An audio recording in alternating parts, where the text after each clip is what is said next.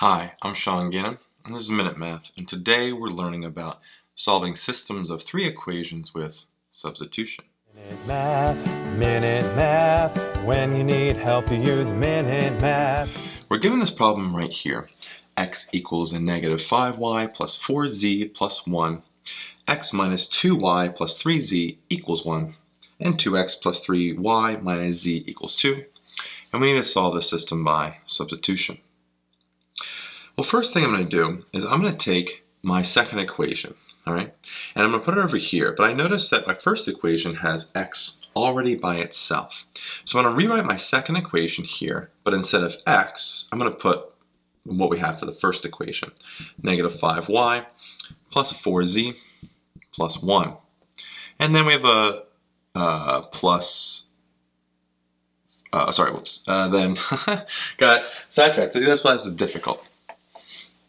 This is my x value from the second equation, all right? So then we have a minus of 2y from the second equation plus 3z equals 1. And now we're actually going to simplify this where we can, okay? Negative 5y minus 2y is a negative 7y. 4z plus a 3z is a, 7z. 7. See, when I write 7s and z's here, again, lots of erasing in this one, sorry about that. My 7s and z's, I always do a little thing in the middle, helps me organize it, and then sometimes confuses me. Then we have, just a plus 1 equals 1. Well, from here, all right, we want to, let's try to get y by itself. So I'm going to subtract a 1 to both sides, and we have negative 7y plus 7z equals, 0. 1 minus 1. Subtract 7z to both sides, means negative 7y equals a negative 7z. Divide both sides by a negative 7, and y is equal to z. Alright? So that's what we have for y and z are the same here. Okay, so now what we're going to do is take that information and we're going to go back to our first equation here. I'll write it down here.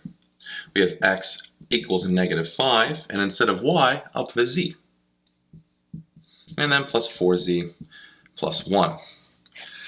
Now let's keep simplifying. Have x in terms of z. So x equals a negative 5z plus, 4z plus 1. Negative 5z plus 4z is a negative 1z. So x equals a negative z plus 1 here. All right, so we have x in terms of z, y in terms of z. Now we have to go kind of get our final little bit here. So we're going to take the last equation. I'm going to rewrite here, this one here, but instead of x, I'm putting my value in terms of z, negative z plus 1.